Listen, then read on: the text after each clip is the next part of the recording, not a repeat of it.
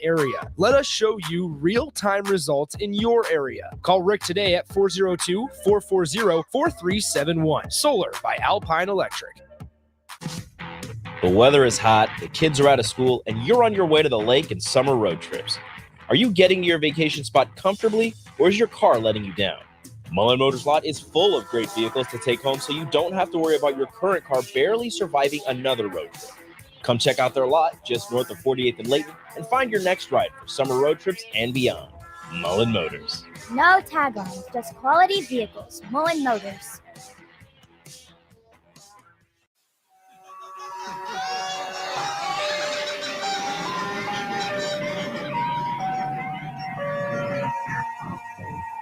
This is Sunday Rewind on 93.7 The Ticket and theticketfm.com. Now, here are your hosts, Tom Stevens and Mike Melby. Welcome in. It is Husker Rewind. Tom Stevens and Mike Melby. Mike is there. I am here. Every Sunday, we do a show from 5 until 7 o'clock talking about Husker sports. A busy show today.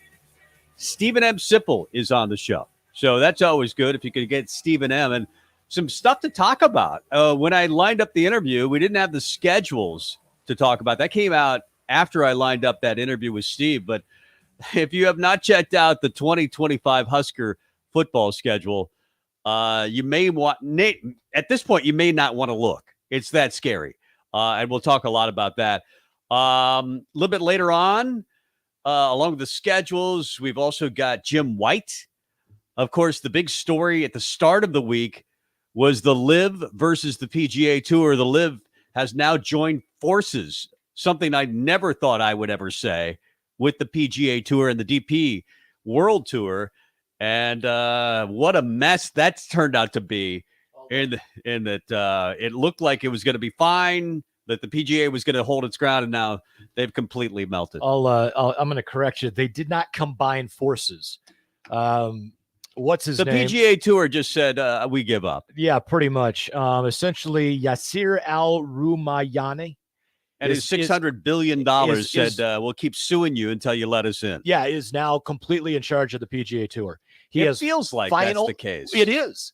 He has final say on any new investors, and it's literally his game. It's really a brilliant move. He bought the game of golf. They bought Phil Mickelson for $200 million, Dustin Johnson for $150 million, Koepka for $100 million, and, Bryson DeChambeau, and on and on and on. They started stealing players, and then they started suing the PGA for antitrust violations, and the PGA said, enough, we can't afford it. $70 million later, we give up. Obviously, the Saudis have unlimited money, and we'll talk a lot about it going forward, but it is interesting.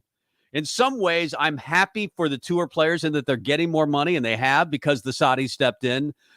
And I kind of want to see Bryson DeChambeau and Dustin Johnson and Brooks Koepka on a regular basis. Phil, maybe not so much, but we'll talk to Jim White in detail about that. But let's get to the starting gate. We always start the show at the starting gate, and today will be no different. Trying to let you know all the things that have happened in sports this week, and Mike Melby does a good job with that. The starting gate. Let's see. Jeff Christie out as Nebraska's pitching coach as of Tuesday. I typed that, and then I typed immediately after that, will Rob Childress replace him? ? Yes, he will. Announced on Friday afternoon. Also, Will Bolt announced the hiring of former Wichita State assistant Mike Sirianni. He was the recruiting coordinator for the Shockers the past 2 seasons, where he helped sign the number 32 and number 26 classes in those years. As you mentioned, PGA and LIV Golf are now one and the same. I will not read what I type next. It's a very unpleasant comment about Jay Monahan. Are you bleeping yourself? We'd lose our license. I've got a bleeper behind me, so you could say it, and then I would just take you off the air. Monahan, whatever, dude, and go away, because you're going to go away sometime very quickly. Yeah. Everybody wants you gone that's associated with the PGA Tour. As I mentioned, essentially, Yasir Al-Rumayyan who's the governor of Saudi's public investment fund, now controls the PGA Tour and will forever, as he has the right to refuse any other potential investors. It's his way or the highway. So if he wants to turn it into Caddyshack 2, where it is a miniature golf course and they're going to play 27 holes a day, and then they're only going to play 2 rounds, and fans can come out and putt for a player if they want to play to. shirtless, go ahead. Yeah, shirtless, whatever. As long as you got some shorts on, flip flops, you're good. Who knows? They might take off the shorts. If it's kind of scary, but if that's what he wants, that's essentially what's going to happen. That's what's so sad. That's what I don't like about it. It feels like, when you say, well, we still have control, PGA, what they're really saying is we don't have control. Yeah, exactly. Oh. Big news this week, recruiting-wise for Nebraska. Mario Buford committed to the Husker football team on Thursday. He's the younger brother of Marquise Buford, both from DeSoto, Texas, where I spent just a little bit of time in my childhood. Did you really? Yeah, I lived in DeSoto when we lived down in the Dallas area. He just won a state championship with DeSoto. They've been a power for years. I think it started with me when I was playing third grade football down there. Yeah, I left, and that made it to where they could be good. Wow. And Many so people from the don't time know that Mike Melby started the DeSoto power run. Yeah, because as soon as I left, they got good. That's exactly how it happened. Also, add to that the Saturday commit of 2025 D lineman Tyson Terry from Omaha North. And it was a nice couple of days for Matt Rule and his staff. And then he added to it today, Camden Cook committed. Wait a minute. I know that name. Cook. Yeah, Cook. Gosh. Cook. I'll give you a hint. Spelled with a K and an O and a CH. And Camden just happens to be a kicker and a punter. Oh, wait a minute. Son of Sam. That would be it. Son of Sam Cook. Well, if he's the son of... You could make an argument, and it probably would be legit. Ray Guy, Sam Cook, greatest punters of all time. You've got one too many names on the list, and the one that's too many is Ray Guy. Sam Cook is hands down the best punter that's ever punted in football. He punted reinvented 16 years in the league. He reinvented how to kick. Right. Like he literally can have his leg swing go right to left, and the ball goes left to right. Yeah, he's like Phil Mickelson with a wedge in his hand. I mean, he's that good. Yeah, I think he's the best punter that's ever played football, period, anywhere. Conference schedule for the Big Ten's 2024 and 2025 seasons was released Thursday, and the Huskers have only one protected rival, Iowa. Other schools have up to 3. Tom Chattel loves that. Amy just not so much. Well, here's the thing. Nebraska has no argument. They've been in the league since 2012 or 11. So they have no argument. They have no history. They don't have the history that Wisconsin and Iowa do, or that Wisconsin and Minnesota do, or that was Iowa and Wisconsin and Iowa, Minnesota do. They don't have 100 years. That part I'm fine with. But when I mention the next line, you're going to say the same thing because you did earlier. Nebraska is the only one of the 16 teams that is going to face Michigan, Ohio State, USC, and UCLA all in the same season in 2025. And you said Nebraska deserves it. They haven't done anything, blah, blah, blah. Here's my counter to that. Neither is Indiana. Neither is Maryland. Neither is Rutgers. Why are we the guinea pig? Because we haven't won. And actually, if we had won, it'd probably be even worse. Think about true. Let's face it. Nebraska's still a brand. And you hear that all the time from the coaches on this staff, that every time they go out, they're hearing Go Big Red everywhere they go. And when they get on TV against the Ohio States and the Michigans and the Penn States, it's always the top-rated game of the day. And so that's just what Nebraska has to face. They're a rabid fan base. Here's the solution. And it's not a solution because it'll only make in more games like that, win. You've got to win. That would be nice. But I don't mind. I mean, it'll make it fun, at least for the fans, for a while. The problem I have is 9 conference games. I don't think that that's sustainable. And Trev Alberts has mentioned that it may not be in the long haul. We'll wait and see what the SEC does. Do they go to 9 games when they get Oklahoma officially and Texas into the league in the SEC? Do they go to 9? And no, because they've got that cupcake game late in the season. Yeah, and they're going to hold on to it. Like you said earlier, it's brilliant. I mean, the easiest way to the college football playoff, getting as many teams into the 12-team college football playoff in the future, only play 8 conference games because it's only going to matter if you win. And then schedule a bye week with, whoever, left-handed state, whatever it is, roast beef tech, and you got to win, and you also get the week off. I think it's brilliant. You just insulted left-handers and roast beef. I apologize. That's right. I do love both of them, actually. I've got left-handers in my own family, and I love roast beef. Exactly. But you know what I mean. I do. Two other national things kind of going on. We'll keep you up to date with. I'm not sure a whole lot of people outside of Eric Strickland are following the NBA Finals in and around this area. Denver's up 3-1. They won 108-95 on Friday. Game 5 is tomorrow night at 7:30. And a far more interesting and compelling bit of news out of the NBA Finals, Conor McGregor sent the Heat mascot Bernie to the hospital after punching him twice during an on-court skit during Game 4 on Friday night. Wow. The guy that plays Bernie was sent home with some pain meds. Do you think it's possible that Conor McGregor is legitimately nuts? Oh, there's not a possibility he is. But he's crazy like a fox. Obviously, he's probably close to a billionaire. Oh, yeah. When he broke his leg against, I can't remember his name off the top of my head now, back in 2021 in a fight, and it's the last time he's fought. And then he tried boxing for a while, and now he's back to MMA. Well, yeah, I mean, he fought Floyd Mayweather and did far better than I think anyone thought he would. He actually did pretty well. And cashed a check for, I don't know, $150 million. So, at the end of the day. Yeah. NHL Vegas up 3-1 on Florida. Game 5 on Tuesday. Where you want to start? We could talk about the latest commits. You mentioned Cameron Cook. We could talk about the schedule, and I think we will at some point with Stephen M. Sipple. Those are all topics that we'll hit at some point. Obviously, later on, we'll hit Live versus the PGA Tour with Jim White. Real quick, but while I've got a quick chance, we're kind of figuring out what direction we're going to go with this. I want to promote the finish line for tonight because it's going to be kind of a cool show. If you know anything about sprint car racing, they all have different kinds of, they're all the same car, but they're made by different chassis companies.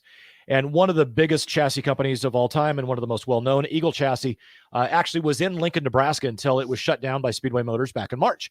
Eagle Chassis is making a return, and the new owner will be on the finish line with me and Rebecca tonight at 7 o'clock. So make sure you tune in to find out exactly who the new owner is and a lot more about Eagle Chassis, its future. And we're also going to talk about a nasty wreck at Knoxville last night. That's a good show, by the way. You guys have a very good show in a very short amount of time. Thank you very much. You've created a very good show. It's so well researched. Obviously, you know your stuff. Anybody who listens to the show, even casually, can tell that.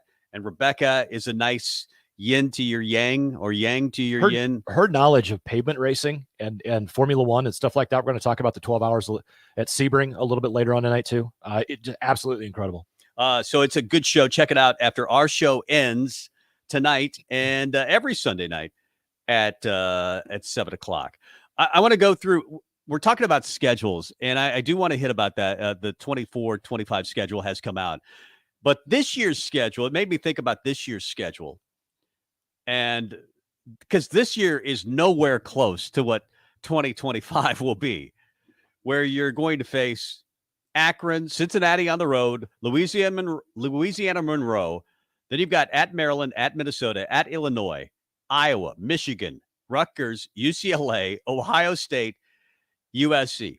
Probably the toughest schedule in Nebraska football history. I don't know that you can make the argument that it isn't. So it made me think, what's realistic for this year for Nebraska football? Knowing that they'll probably be, they'll be well into the rule era by 2025. Off the Sutter Hammond text line, unknown texter, because of course we had to switch some text things up. We don't know who exactly this is, but I'm going to add, instead of Nebraska could lose to Roast Beef State, which is what the texter said, I'm going to say a Scott Frost coach team. Could lose to Roast Beef State because I don't think a Matt Rule coach team. Well, Nebraska at times did lose to Roast Beef State under Scott Frost. Very true. They found more ways to lose games. Remember that whole year, the best 3-9 team in Nebraska football history. They found 9 ways to lose that season, and it doesn't make you confident that they're going to turn it around until you see it. Yeah. So I think that's a lot. Go ahead. I was going to say Nyla Boo says hi as well. Hey, Nyla, how are you? Nyla's the best.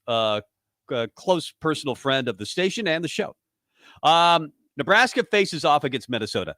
Obviously, that's a Thursday night, right the night before Nebraska packs 91,000, hopefully, and they will, into Memorial Stadium to watch a volleyball game. They're going to go on the road, the football team, and face Minnesota. I think that's a game where if you win it, you've set yourself up for the rest of the season. If you lose it, it's not a disaster because Minnesota has had Nebraska's number in a large, large way. I think when you look at Minnesota and what Matt Rule would like to do, I think I would, over every other Big Ten West team, I would choose Minnesota and point to PJ Fleck and what he has done at Minnesota with a lot of 3-star talent and development of offensive and defensive linemen and say, that's what Matt Rule should do for Nebraska. And if you can out-physical Minnesota, it gives me a lot of hope for the rest of the season that Nebraska can survive and get to a bowl game. I'm not going to get much more optimistic than that at this point till I see it. Yeah, you can talk about 7, 8, 9 wins. It's not realistic until you know what the product looks like. And that game will tell me so much about what this team is and what they're going to try to achieve or what they will achieve this year. Because I look in the mirror and think that's the school. That's the team that I want Nebraska to be going forward. And it sounds like what Matt Rule is trying to be with 3 tight ends, a fullback, I think a running quarterback, which Minnesota's kind of gone to.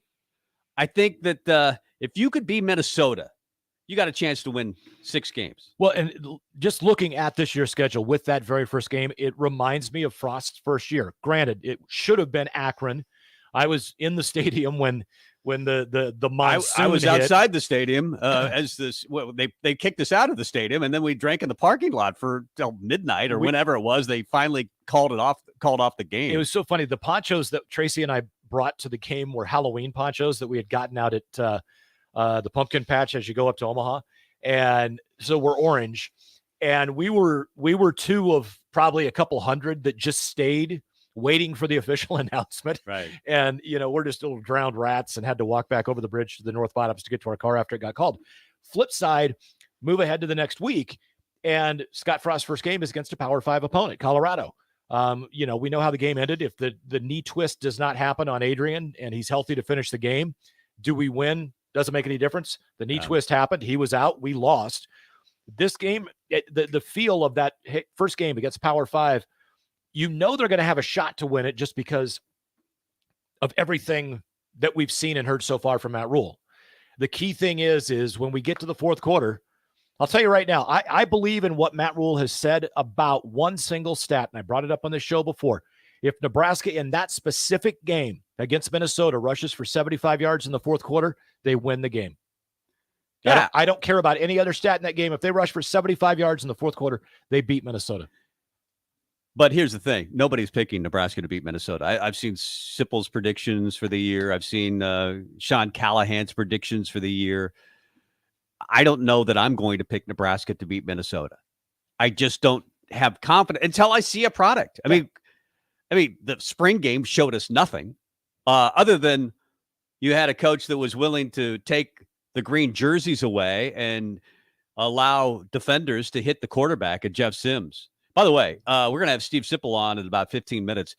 He has some glowing things to say about Jeff Sims that he got from Marcus Satterfield. He had a brief article at Husker Online about Jeff Sims. And if Nebraska is going to win 6 games, Jeff Sims has to be what we think he could be. And then also on top of that, he has to stay injury-free.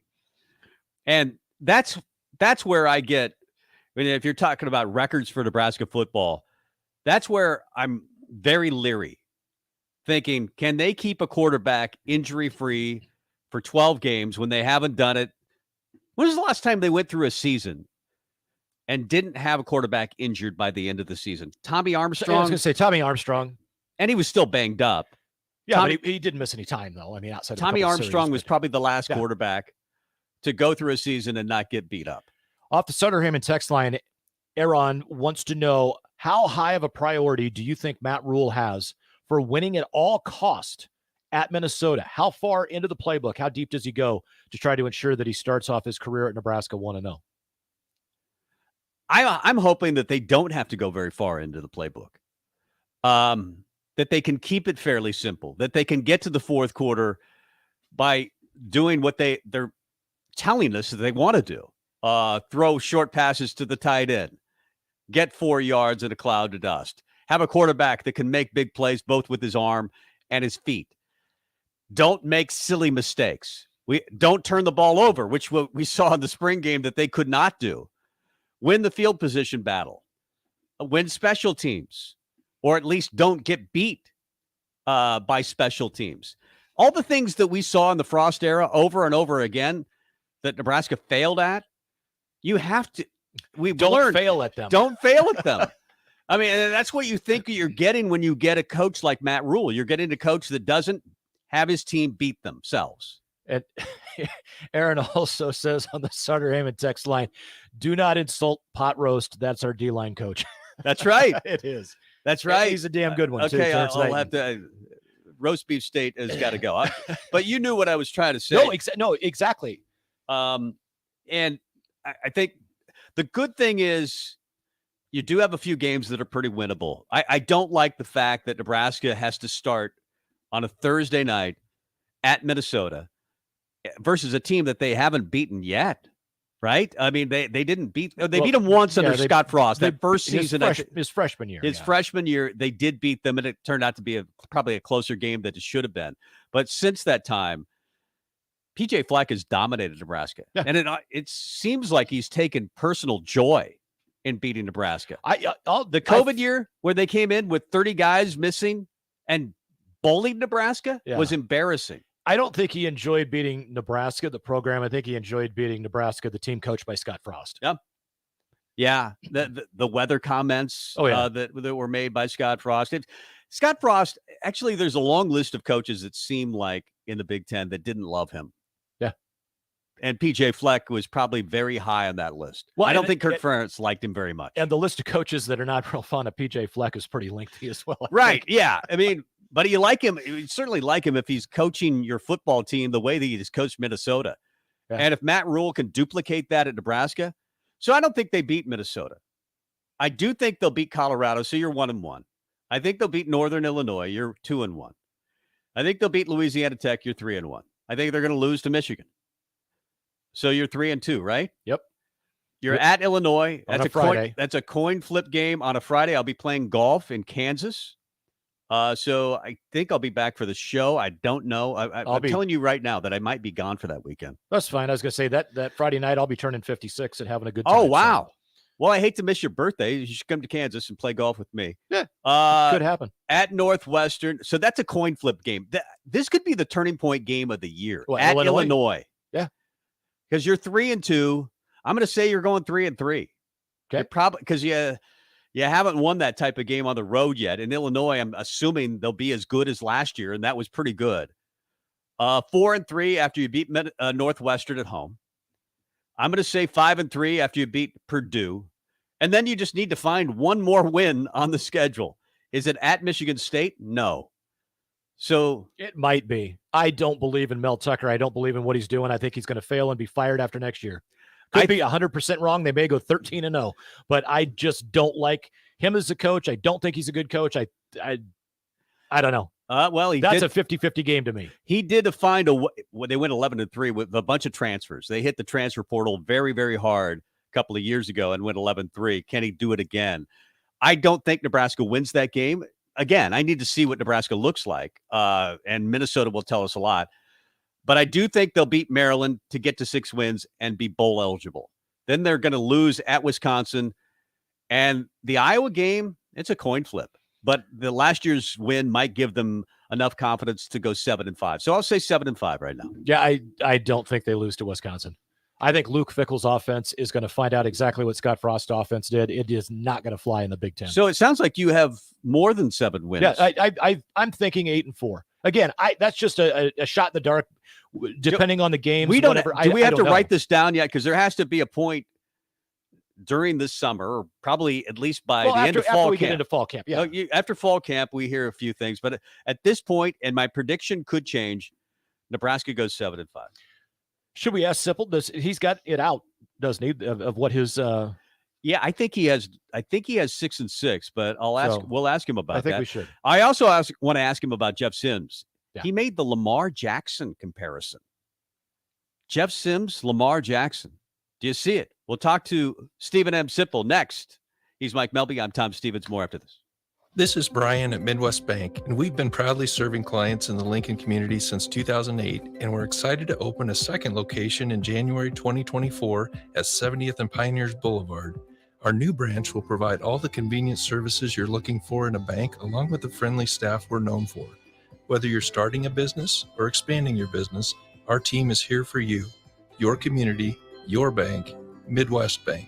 Find out more at midwestbank.com, member FDIC. If you're in Lincoln, Waverly, or the surrounding area, listen up. Select Plumbing gets it right the first time on a variety of issues for your home and business, including general plumbing, water heaters, faucet and fixture repair, underground sewer and water repairs, backflow testing, and more. Keep your property free from leaks and other issues. Call today for a free estimate at 402-560-6197. Plus, they're hiring service plumbers. If you're in Lincoln, Waverly, or the surrounding area, contact Select Plumbing to inquire at 402-560-6197. The sweet relief of air conditioning after a hot day in the summer sun. For only $2.88 a day, LES helps power life's special moments and your comfort. Learn more at les.com/value. Why are some people more successful? Is it talent and determination, or did they recognize an opportunity? Discover a career that lets you help families reach their financial goals as you build lasting professional relationships. One with unlimited income potential. From Modern Woodman, a leading fraternal financial services provider. I'm Modern Woodman Regional Director Sean Erickson. Call me at 402-483-6515 to learn about career opportunities. Modern Woodman of America.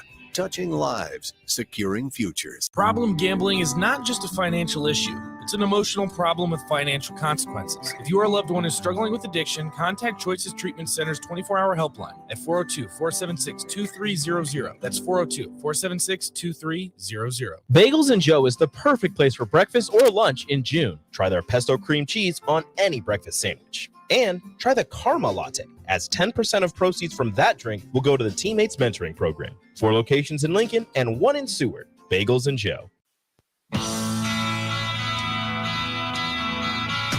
More of the Sunday Rewind is coming your way next. 60% of the time, it works every time. On 93.7 The Ticket and theticketfm.com.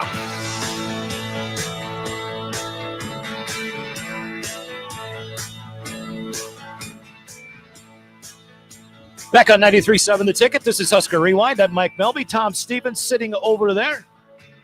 And I do believe on the Honda of Lincoln hotline, we have got the incomparable Mr. Stephen M. Sipple. Hey, Steve, how are you?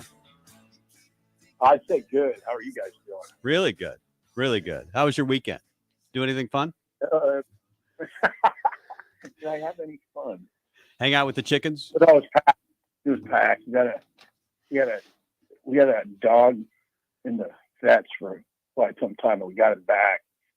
But there's a lot to that. Plus, there's been a lot of work. It seems like it was a pretty busy week. Yeah, you just got back from Texas, right? Were you at a camp in Texas this week? A couple satellite camps. One satellite camp in Belton, Texas, which is where Mary Hardin Baylor is, the university of it's a powerful Division III program. And then Sean and I and Greg Peterson, the Husker Online crew went to Houston the next day, back Wednesday. And then there were camps this weekend too. I was over there today. Good stuff. You wrote an article about Jeff Sims. I think you got to talk to Marcus Satterfield this weekend. And an interesting conversation about Jeff Sims. And you've compared him to Lamar Jackson. Obviously, Marcus Satterfield has a lot of great things to say. Did it surprise you that he had that many glowing things to say without a game under his belt at Nebraska? Yeah, I don't know how it was on our podcast, Sean Callahan and I think I almost just stumbled into comparing him to Lamar Jackson. I think he can become that sort of player. I mean, I really went overboard. Sort of inadvertently crossed the line, like when you're bowling and you go to the line, you don't really mean to. Well, I think it's easy to have. I mean, you're looking for a comparison. You're not saying he's Lamar Jackson. You're trying to compare him to somebody, and so names pop up. Yeah, and it's not even a great comparison because I think he's a very smooth thrower, and I think that's what I was getting at with Sean. Is I think he'll be a better passer than Lamar Jackson ultimately, and Sean was sort of taken aback by that. But anyway, oh yeah, I was, as far as the conversation with Marcus Satterfield, wow. I mean, yeah, I was. I wouldn't say taken aback, but it was very interesting to me how glowing he was. He said, I mean, like for instance, I'm just looking at the article. Marcus Satterfield said that Sims has really, really, really, really, really good arm talent. I mean, he said 5 times. He said really 5 times. He said at Georgia Tech, it's always interesting to listen to coaches. I always try to get in their minds and try to understand them. And he said just looking at the Georgia Tech tape, couldn't really tell exactly how good Sims was going to be. But he said after seeing him in person, he just saw how this ball jumps out of his hands. And then you see that 6'4", 220-pound frame. And he said he told me he looks bigger than that now. You can see why a coach would get excited. Now, it's tempered by the fact he threw 23 picks against 30 touchdown passes at Georgia Tech, and he only completed 57.5% of his passes. So there is enough to temper the conversation. So one thing I've wondered is the old school throwback thing that Matt Rule is doing, taking the guys at the start of fall camp and going to the dorm. What are your thoughts on that whole process and them doing that, the coaches included? Well, it makes sense. I mean, he was. It's always interesting now. This time of year is great, and the reason you go,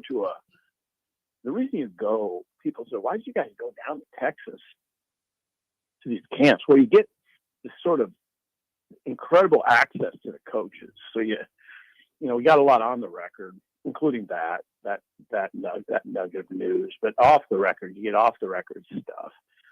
And Matt was taken aback by how interested people were in that. The fact that they're going to have, they're going to put all the players and coaches in the Selleck dorm, quadrangle, they call it, for 12 to 14 days. Well, it's never happened here. Not in the modern era, not since I've been around anyway, which is the modern era pretty much.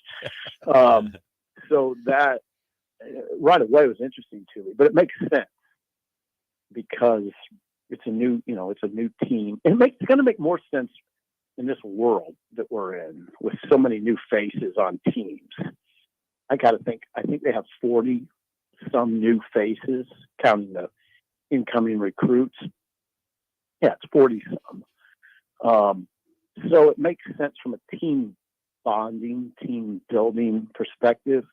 Really, even the coaches are, those guys, most of them know each other, but it doesn't hurt to have them together. And we're talking about, around the clock now. I mean, they're not going home. So everybody's together for that period, and that's a lot. It's a big commitment. And if you just think about your life and just saying, okay, for 12 to 14 days, I'm going to be staying in a dorm with 140 guys. It's a big, and it's stressful. August is a stressful time, the start of camp. It's not, it's about as stressful as it gets in the off. Well, it is as stressful as it gets in the off season. So it won't always be, kumbaya, So to me, it's fascinating on about 5 levels. Yeah. And I think back to the Frost era, COVID, and a lot of coaches were put in a bind because of COVID, and they had to go boxes, and now they're eating together. Rule's a big fan of, hey, there's nobody eating at home or taking to-go boxes to home. We're all eating together, and now they're housing all the players for 12 to 14 days, as you mentioned, at Selleck. It feels like he's really making an effort for team unity, something that we maybe haven't seen for a while. Well, and yeah, I think you're right. I mean, there's no doubt he's making an effort, right?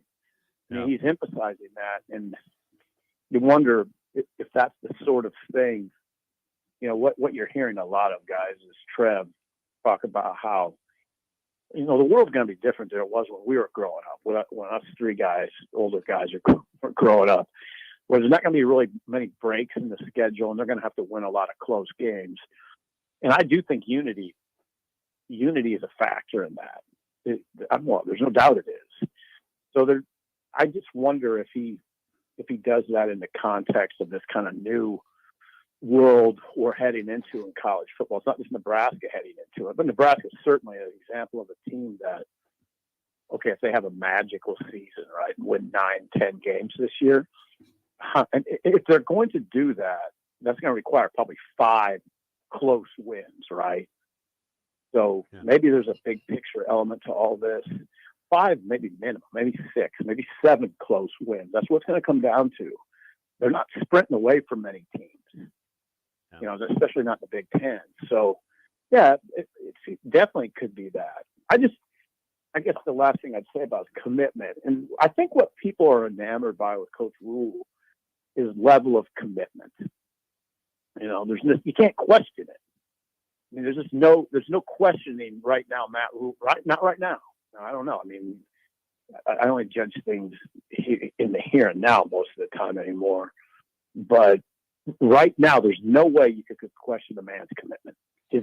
I just saw him in Texas at camp, working camps, and not all coaches do that. Some people are saying, he's a coach. He's getting paid millions of dollars. Yeah, well, I've seen head coaches that don't do a lot of satellite camp work. And I've seen coaches go to camps on their own campus, make a speech to the kids, and they're gone. I was just over there today. Rule's there for the whole time, every minute of the camp. Now, again, first year, maybe if they are wildly successful, Matt Rule doesn't show up like he does now. But I doubt it. I doubt that's the case. I just think that's what he is. He's the show up guy, and he'll always be the show up guy. Steve Sipple from Husker Online and the On3 Network joining us on Husker Rewind here on 93.7 The Ticket and theticketfm.com. You mentioned commitment. How about commitments? 2 on the week until today. Now we have 3 new commitments to the Husker football program. Mario Buford, Tyson Terry, and then today, Camden Cook. What are your thoughts on those 3, Steve? Well, Buford is, I think, the example of a player. You know what the fans always do. You wonder, can they come in and play? Buford is I think that sort of player that can maybe come in right away and make a mark. He's 5. He's almost 6 foot. He has super long wingspan, 75 and a half inch wingspan. He attacks. If you watch him, he's an attacking defender. He's a physical. He looks like a boundary corner to me. And he's Marcus's brother. And man, this staff, the old staff, they can't say enough good things about Marcus. So he's got the bloodlines that intrigue you. And you guys have watched Marcus. He's an excellent defensive back, and he's an integral part of the team. Great intangibles and great tangibles. So, yeah, Mario's interesting. Tyson Terry's absolutely necessary. He's undefeated in 2 seasons as a wrestler at Omaha North. He'll try to become the first undefeated Class A wrestler in state history, I believe. Tough Omaha North kid, man. That's the kind of guy you absolutely need. And I think right now in this part of Nebraska football's this time period, I've always thought, it's always integral to get in-state players and players in the region. I don't think it's ever been more important. That's my opinion, because they're not getting the real high-profile players from around the U.S. They're just not able to. It's hard. It's harder than it's ever been since I can remember, because of the sustained losing. So you got to get guys like Terry. You got to get these kids close, because you have a good shot at them. You have a much better shot. If Tyson Terry lived in Austin, Texas, it's going to be hard to get him. Harder than ever. Yeah. But now, so now that guy becomes a little more integral to me, Tyson Terry. And then you get Sam Cook. His son was here last year for the camp. And I talked to Sam. They were so proud This was last year's kickers camp, the previous staff. They were so proud to be here. So I didn't see this one coming. But yeah, Camden Cook is a punter from Westminster, Maryland, the son of Sam, Sam's just a Husker through and through. So yeah, I'd say it's a pretty exciting weekend for Nebraska to get these three guys. Steve Sipple of the Husker Online and the On3 Network. Mike called Sam Cook, maybe if not the best punter in NFL history. Am I correct? Any football history. I think he's better than Ray Guy.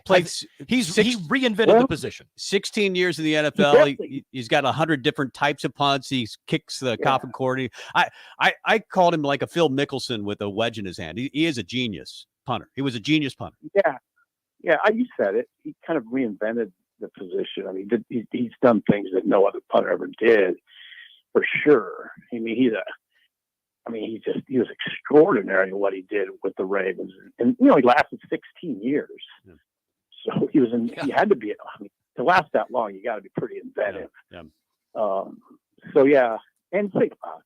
Look, I mean, it's really intriguing to me that Camden Cook came here yesterday and had no idea he was going to get a scholarship offer.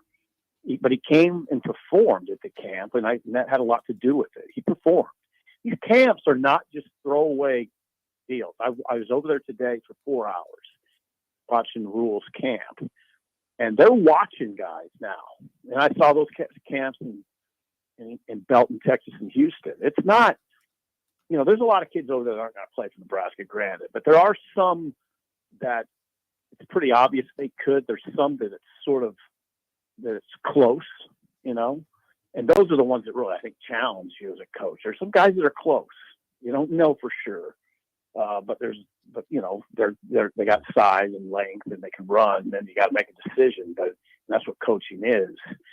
But yeah, that's the Camden Cook comes to a camp, performs, and gets a scholarship offer as a punter. Yeah, that's pretty big. Steve Sipple of HuskerOnline.com and, of course, of Early Break with Sip and Jake. Let's see. One of the biggest stories this weekend was the schedule. The 2025 schedule, 2024 and 2025 schedules came out. That 2025 schedule, is it the toughest schedule in Nebraska football history, at least on paper? I got to think, right? I mean, especially if I think Cincinnati's on the non-con. Yeah. Which I think that's going to get removed, is what I've heard. And then, I mean, you're playing USC, UCLA, Michigan, and Ohio State. It's almost kind of funny to think about, unless you were a Rule and a coaching staff. That's why it's funny. Yeah, that's the world, though, now. It's not just Nebraska. It's not the world for Nebraska. It's the world for everybody. Now that schedule's, for instance, is much more difficult in 2024. But you see Trev, for instance, in Tom Chattel's column today, and he's been talking about this consistently, Trev Alberts, the AD, about how it's just the world's different now in college football. And that's what I was just alluding to it before. It's not, like Bo throwing 9-win seasons, and that 9-win season streak that Nebraska had. It was incredible what they did, but what's the equivalent of 9 now? Is it going to be 7? If you're really, really being honest about it, is it 7? Is it 8? Leaning, and how I felt about Bo. I mean, not only was he a good friend, but he's someone I admire. But that 9 wins without, they're playing 8-game conference schedules then. Now they're playing 9-game conference schedules, and now look at it. It's not going to be way harder. So it goes back, and I'm not going to write about it all the time because it's hard to write about it all the time. But I'm going to say it a lot. This is about winning close now. That's what it's about. Trev said it today in Chattel's column. He's been saying it. It's probably the 4th time I've read Trev say this, but I can't emphasize it enough to the fan base. This is now about winning close. That's what it's about. If you're going to get to where you want to go, you can't consistently lose close games, which that's defined Nebraska. You got to switch the definition on its head now. you got to be defined by winning those games. And I guarantee you, Rule is doing things. I guarantee it, he's mindful of it, and he's doing things to help in that regard. Steve Sipple of Husker Online and the On3 Network. Along the lines of the schedule, Nebraska with only one protected rival, that's Iowa. Tom Chattel loves it. Amy just hates it. What are your thoughts? Oh, I think it makes sense. You got what you have to remember is you have a protected rival, that other school has to agree to it. Now, why would Wisconsin, for instance, agree to it? They've played Minnesota for 100 years. I mean, it's the oldest Division I rivalry. Wisconsin's played Iowa for 100 years, literally 100, probably over 100. They're going to pick those two teams, Wisconsin. They're not going to put Nebraska as a protected rival. And there might be another team or two ahead of Nebraska in that. And that, I'm just picking out Wisconsin because I think that would be the next sort of natural one that a Nebraska fan might want. But then who else is there? Minnesota, Iowa possibly. Go ahead. Who's the next natural one? Well, to me, Minnesota just makes sense because of a bit of the rivalry with Fleck. Now, granted, Frost isn't here, but Fleck's had success. Let's face it, he's had his way with Nebraska. Is it a rivalry, though? Because Nebraska should have won some of those games to make it a rivalry. I don't know. Well, yeah, it doesn't feel like a rivalry to me. Especially, again, it's Minnesota. Think about Minnesota, which is, I believe Minnesota's a charter Big Ten member. And like the Paul Bunyan's Axe game with Wisconsin, you ever watch that? Oh, yeah. That's an incredible rivalry. I mean, you don't question it. I mean, it is an incredible rivalry. I think Minnesota and Iowa, same, not quite like the Bunyan's Axe, but it's heated. We're just so new on the block, Nebraska. Yeah. There's nothing you can do to make up for that time that these other schools have. So would Minnesota put down Nebraska as a protected rival? No. I just don't think they did. And if they did, they're down the list. I think ADs were asked for three preferences.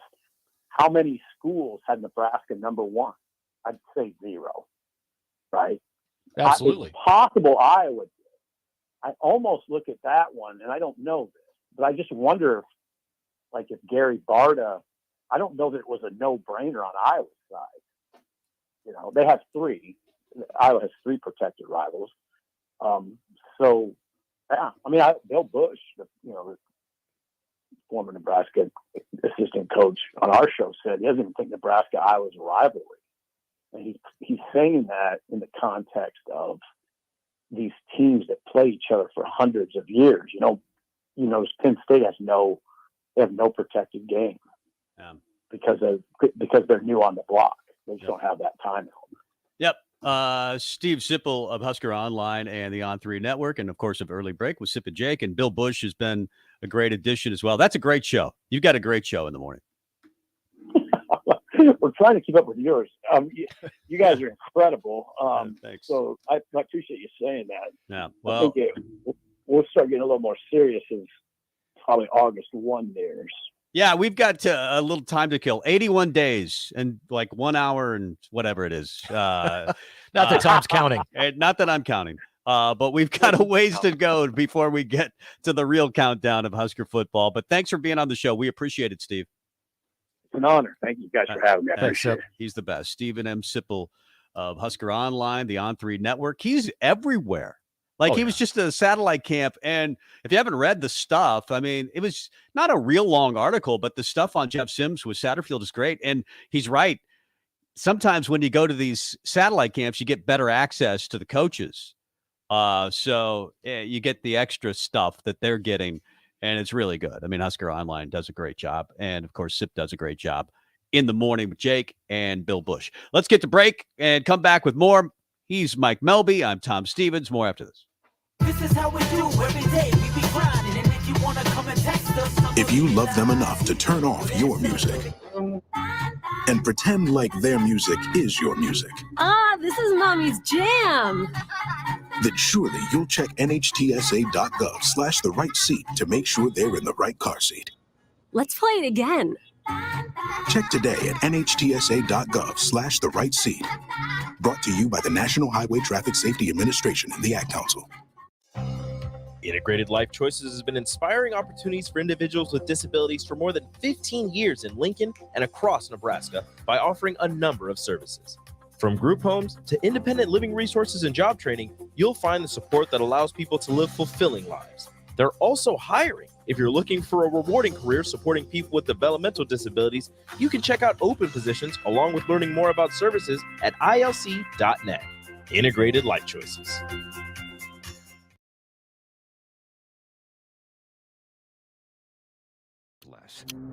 Your life could be 10 years shorter, and the time you do have is often filled with health problems. Shortness of breath, asthma, COPD, and cancer. But the minute you quit, your body starts healing.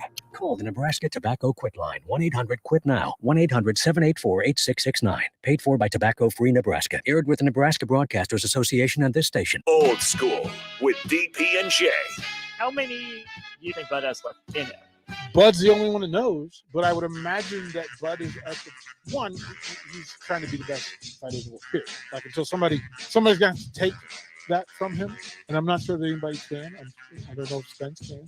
Spence would love to be that person, but Bud Crawford has denied people forever.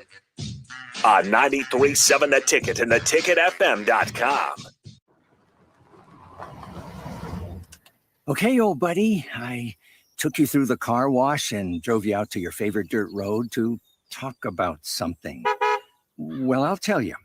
Trucks and Bucks from the Nebraska Lottery's back, and I'm just going to buy some tickets, that's all. No reason to get upset. Of course you mean a lot to me. But this year, the Nebraska Lottery's giving away 8 Atlas Blue 2023 Ford F-150 XLT Super Crew Flex Fuel trucks. I mean, these things are gorgeous. And what happens if I win one? Hey, you'll still be part of the family. I thought maybe I'd give you to my nephew, Josh. He's not a terrible driver. He only left the gas nozzle in his tank and drove off once. Okay, twice. Ford F-150 is a registered trademark owned and licensed by Ford Motor Company. Top prize odds 1 in 336,000. It's the best time of the year to order a new John Deere sprayer from Landmark Implement during the early order program. Leverage the industry's latest technology with See & Spray to target weeds in season, in corn and soybeans, and use less herbicide per acre. Utilize Exact Apply to save in chemical usage and prevent over-application. Now is the time to lock in the best price of the year. Contact your local Landmark location for full details and experience the Landmark difference. USTOP is a member of LEBA, promoting local businesses through education, networking, and local government advocacy. This is why USTOP sponsors the LEBA Business Hour on the Ticket 93.7. Remember, every time you fill up at a USTOP on a Tuesday, USTOP donates 2 cents for every gallon sold to local charities in our community.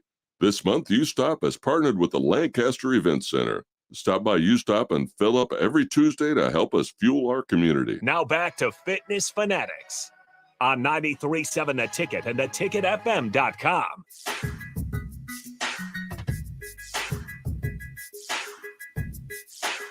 I'm not sure what that was. That wasn't anything related to our show. I think that was my fault. I should have switched out our promo for that promo. But Fitness Fanatics, that's the promo, and you should listen to it. Yeah, it's a fantastic show. It's just we had to steal all the commercials from their hour this morning because we didn't have any commercials in the 5 o'clock hour. So I'll tell you what. What? I miss our. I'm going to play our intro. So pretend as if we haven't done an intro to our show coming back. Back to the Sunday Rewind with Tom and Mike. That's old school. Yeah? No school like the old school. On 93.7 The Ticket and theticketfm.com. I feel much better. I feel much better. The look on both of our faces when the other promo played was just, that's stuff that good. Happens every week on this show. It's almost built into the show now. Yeah. It's some sort of screw up. Big news this week for Nebraska baseball. Jeff Christie out as Nebraska's pitching coach as of Tuesday, a mutual decision between Will Bolt and Jeff Christie. And, rumor has it that there's this guy named Rob Childress that used to be a pitching coach, evidently. Turns out he's pretty good. Somewhere near here.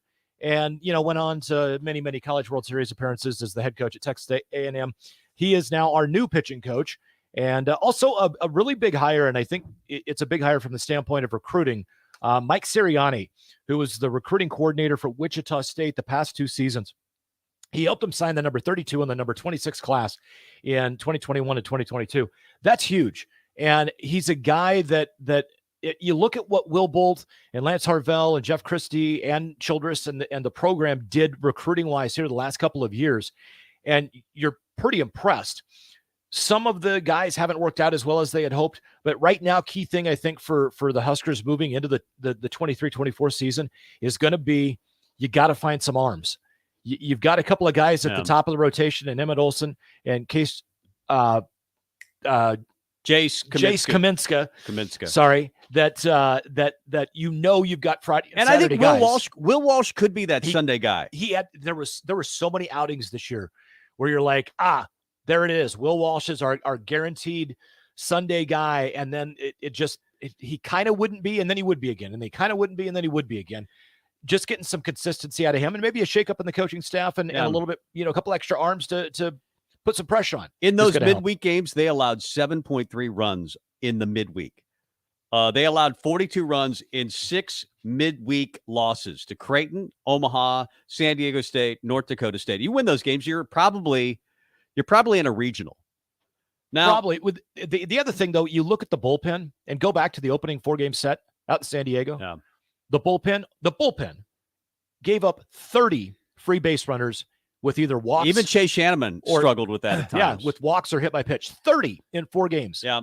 They didn't obviously have a Swellenbach, but he's a once in a generation type player. Yeah. But you are getting Childress. Let's take it this way. If Childress were announced just now, and because he's been on the staff, he's been in the front office at Nebraska for a while, a couple of years now. If it were just announced now that he's the pitching coach, we'd be wildly excited. But we anticipated this because he was already at Nebraska. He was already here. So we don't get as excited as maybe we should be. But obviously he had spent 16 years at Texas A&M. He misses 1 regional and he's fired. I mean, he went to 2 College World Series. The guy obviously helped Nebraska to 3 College World Series. And many of us thought that he should have gotten the gig in the first place over Mike Anderson. Absolutely.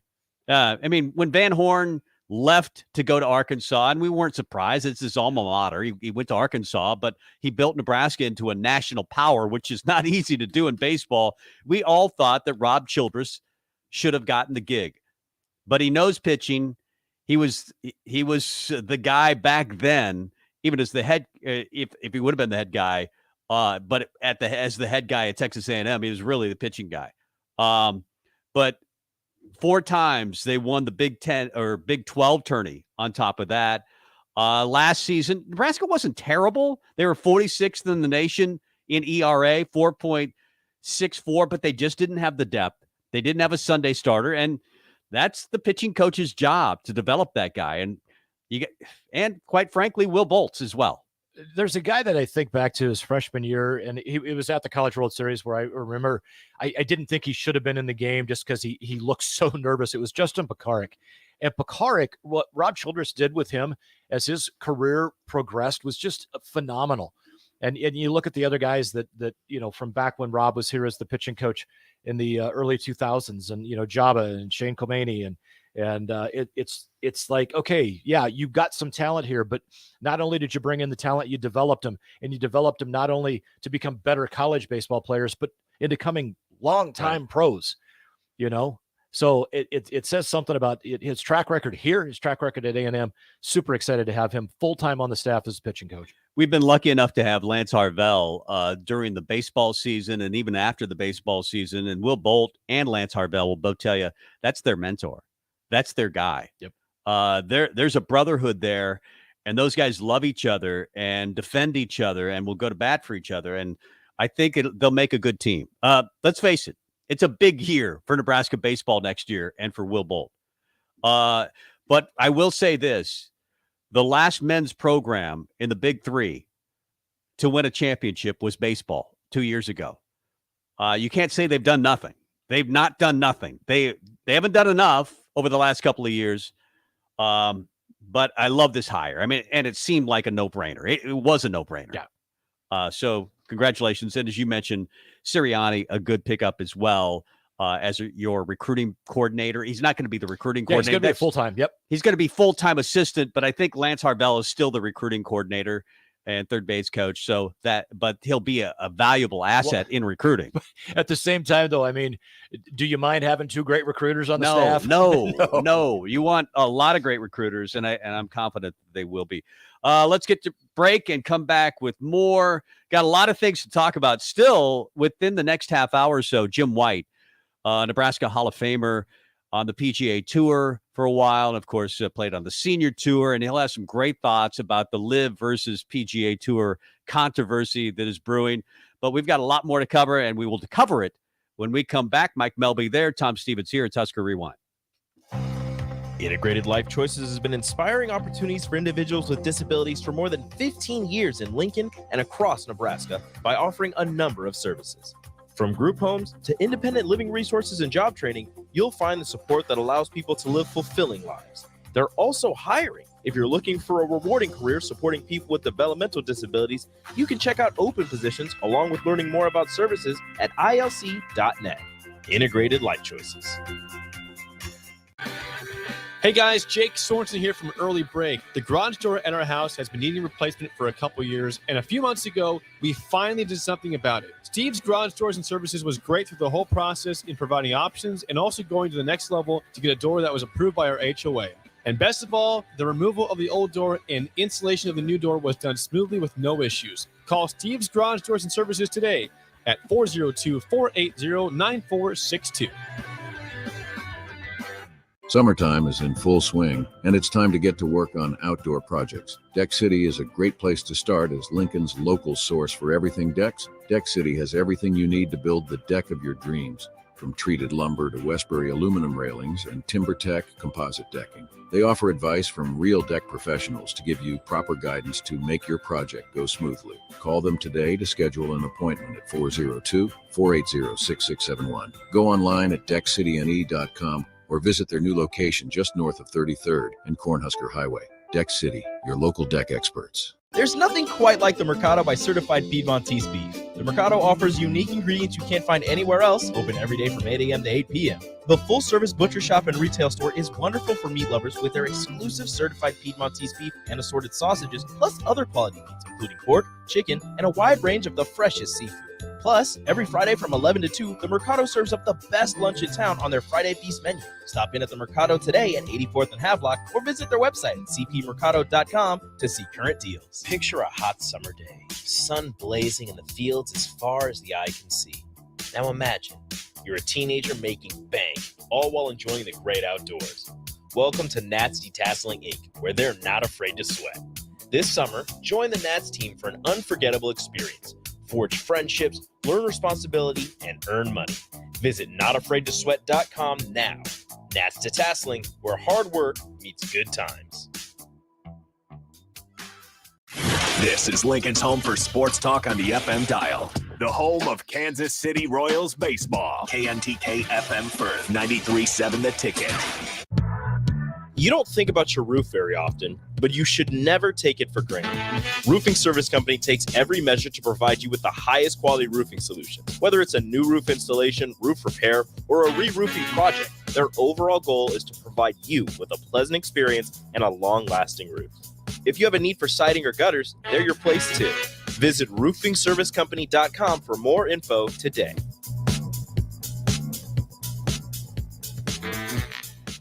Mary Ellen's Food for the Soul. Smoked meats, amazing sides. The only problem when they fix you a plate is that at some point, that plate will be empty. But hear me out. What if that plate was never empty? That dream can be your reality with the Mary Ellen's Express Lunch Buffet. From 11 to 2 every Wednesday, Thursday, Friday, and even Saturday. One price, all you can eat, and it even comes with a drink. Tell your boss you're taking a long lunch and get down there. Mary Ellen's Food for the Soul at 29th and Pine Lake. Let them fix you a plate. Plains Cover Crop is your one-stop seed shop. Call us now for spring and summer forages, CRP mixes, and fall cover crop blends. We do farm-specific consulting for practical and efficient seed blends to fit your geography and goals. With a very diverse inventory, we will tailor a blend just for you. We're also looking for contract growers, and we buy and sell rye. Find us online at plainscovercrop.com. Timeless agronomy practices paired with modern technology. East Highway 20 in Orchard and across Nebraska. This is the Sunday Rewind on 93.7 The Ticket and theticketfm.com.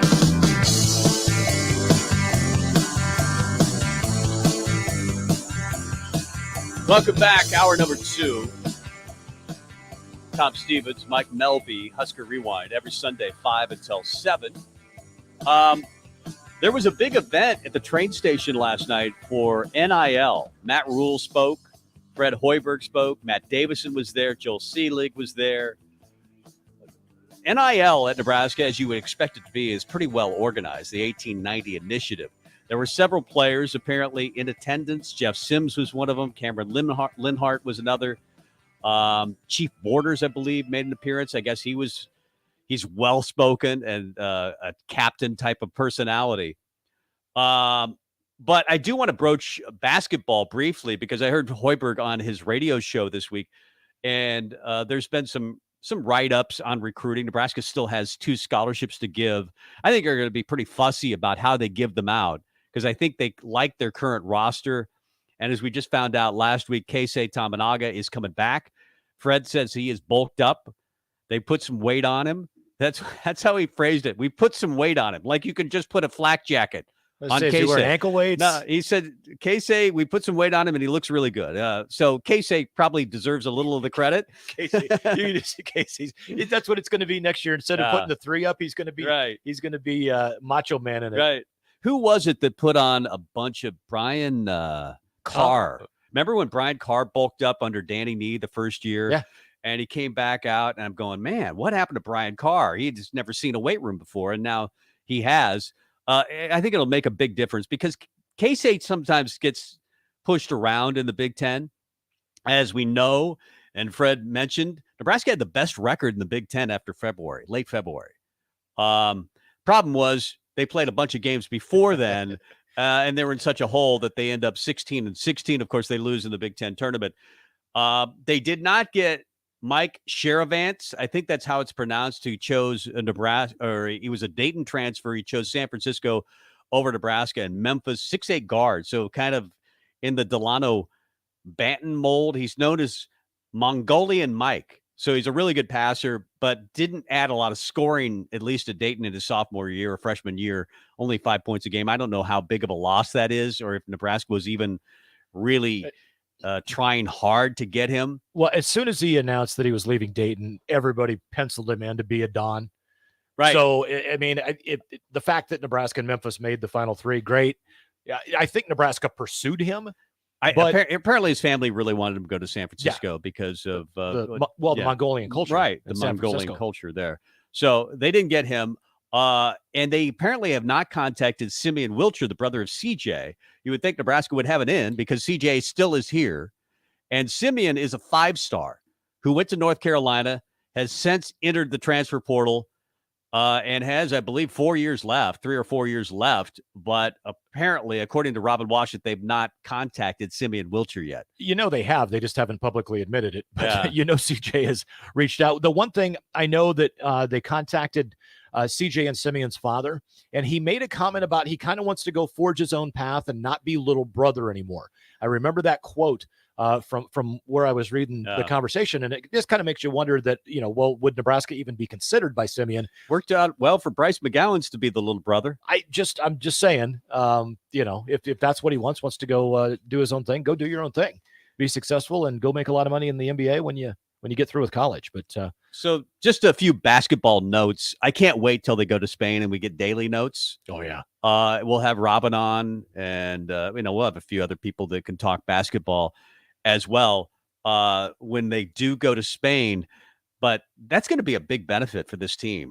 Adding so many new faces and be able to spend that time together. I think Fred said they could spend 8 hours a day when they go to Spain, and they'll have all that time, just culturally. We've talked a lot about Matt Rule, and wanting guys to eat at the training table and housing guys in the dorm. That's how you bring a culture together, and that's why you don't get to schedule these things every year. What's it, once every 4 years that you get to go overseas, something like that? I believe so, because you go back to Fred's first year, and that they went to, I can't remember where they went, but they had some success over there. Yeah.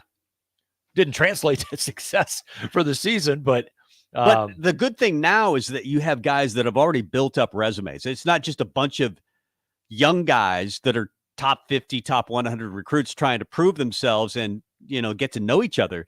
These guys already have resumes. You just need them to develop chemistry with each other. And I think Spain will be really important for that. Well, you got 5 new guys coming in. One of them is Eli Rice, who I think is going to find a way into some minutes this year. Very, very, very talented overlooked guy. Man. Yeah, from IMG. But Rink Mast, Bryce Williams, Aaron Eulis, Josiah Alec, these guys combined have got, 15 years of college basketball experience, something like that? Yeah. I mean, they've been around a couple of blocks. Do you think this is how Nebraska, at least in college basketball in general, they're going to build teams from here on out? I mean, you can still do it the way Duke has always done it, get the 5 stars and get the lottery picks. But those guys are only there for 1 year, too, in many cases. Well, the one thing I have heard so many head coaches say about how to build a successful team, get old and stay old. That's a good way to do it. And if you're bringing in guys that have got tons and tons of experience, now granted, Rink Mast and Bryce Williams have 2 years of eligibility left. I think Aaron Eulis has 3. Josiah Alec will be a grad transfer, so he is done after this season. But, man, that's a lot of basketball that's been played by those guys. NCAA tournament games. They came from successful programs. They know how to win. And the key thing, think back to what Coach Hoiberg has said about the philosophy change. We don't just look for the best players. We look for the best fits. And when you get the best fit for your program, maybe he's not as talented. Maybe he doesn't have the range of weapons that other players do that, would have been oh my gosh, you guys got so-and-so. Well, great. He didn't really mesh with our guys, but we got this guy and we think he's going to be pretty good. At the end of the day, I'll take the guy that I think is going to be pretty good that fits in with everybody. Well, even Bryce McGowan's, it took him maybe half the season to get going. The bright lights are on and you're trying to get used to that. Well, CJ Wilcher's not going to have to get used to that. Bryce Williams won't have to get used to that. He's already used to that. Eulis has already played under the bright lights in Iowa. You have Tamanaga, who knows what it's like. I mean, you're talking about Rink Mast, as you mentioned, all that experience. I am interested to see what Ramel Lloyd does. I just think he's one of those guys, top 100 recruit coming out of high school, played with Bronny James. He's used to being under the bright lights at the high school level and playing with some big names, but it didn't work out for him to play as a freshman. I'm really wondering if he could take over the point guard position. If not, then you have Eulis there, and I expect Aaron Eulis, at least initially, to win the job. I'm wondering if that job is being challenged at some point. You got Josiah Alec, who's played a ton of basketball, Sam Hoiberg, who knows his way around a basketball floor. There's just a lot of guys that haven't even mentioned Jawan Gary yet, and Blaze Keita. So they've got a bunch of guys that at least give you hope that they're not going to be bothered by any situation because they've already been through it. They already know what it's like. Yeah, the been there, done that. There's something to be said for it. I mean, bottom line, if you got guys that have, gone through the grind and gone through the pressure cookers and played in, big games, big events, I get it. It's the CBI, but you've got the MVP of the CBI and Bryce Williams that's going to be here. And you got a big guy in Rink Mast that's going to fill Derek Walker's shoes, not from the assist standpoint, but from the ability to finish around the rim standpoint. Oh, and by the way, he shoots 35% from 3. I love Derek Walker. I think Rink Mast, and this is not hyperbole, I think that he's already proven it. 14 points, 7 rebounds. He's a very good rebounder, very good passer. Maybe not the passer that Derek was, but he's a better shooter than Derek. And if he gets fouled, he's going to make free throws, which we know that Derek struggled to make at times. Until that lesson from Eric Strickland. And he got better in the middle of the year and then slumped off again at the end of the year. Now, you mentioned Ramel Lloyd, and I want to mention Lloyd's in Lincoln. It is a brand new show that started, I believe, today on 93.7 The Ticket featuring Ramel Lloyd. I know DP was in helping out with it. Oh, really? Yeah. And if his dad, of course, played at a high level in the CBA. Yeah, he did. And if you want to, Tom and I always welcome people to follow us. You can follow me on Twitter at Melby67, MELBYE67, and you're at 937 Tom Stevens on Twitter. But I just retweeted what the ticket had sent out about Lloyd's in Lincoln. It's going to be a fantastic show with Ramel Lloyd. And so now we got a couple of Husker players with shows here. The Sam Hoiberg show is on the ticket as well. So kind of interesting. Got a playoff on the PGA Tour still going on. Tommy Fleetwood actually just starting, I believe. Tommy Fleetwood versus Nick Taylor. Third playoff hole already. And Rory McIlroy, who was tied for the lead going into today, melted again. This is a tournament that he has won. I think this is his third time in this tournament at the RBC Canadian Open, and he's won it twice. But today it did not go well for Rory. We'll talk a lot about the PGA Tour and its relationship with the LIV Tour. In fact, this might be a good time to broach some of these topics, even before because we got Jim coming up. Yeah, we've got Jim coming up. It's been a crazy week, and I still don't know what's going on. I honestly don't know. It feels like the players on the PGA Tour have been sold out by Jay Monahan. They have. Now, at the same time, you're talking about a commissioner who seemed to be between a rock and a hard place to some extent.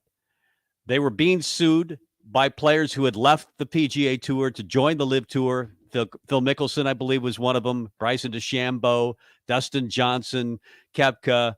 There were antitrust suits, and I think all funded by LIV. Mm-hmm. They didn't pay a dime out of their own pocket. It was all funded by the Saudis.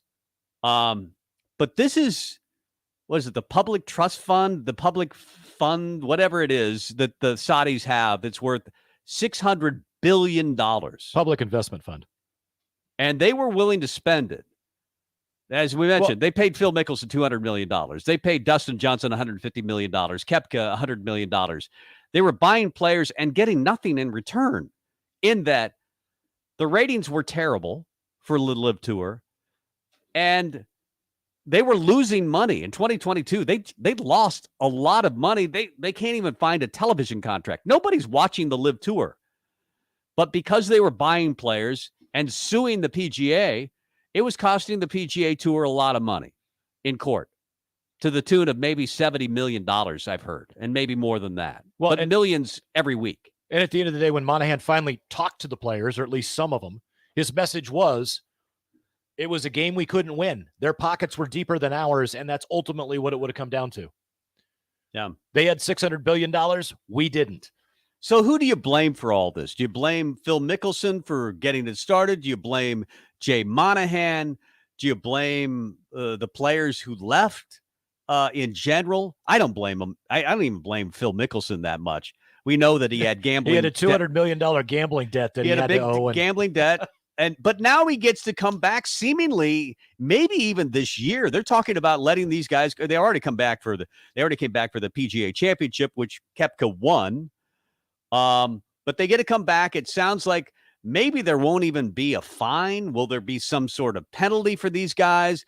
What will the guys that stayed loyal, like Rory McIlroy, get? Well, they're talking about equity within the tour. Now, when you talk equity, you go to work for a company that doesn't have a 401k, but you can have equity in the company. So you're betting that the company is going to be successful and profitable, and we're going to give you shares of the company. What does that look like? Probably not the money they would have made had they jumped ship and joined LIV at the end of the day, or maybe it is. I don't know. But that's one of the things I've heard that the players that stuck with the PGA Tour, they were talking about doing for them, is giving them some form of equity of the PGA Tour.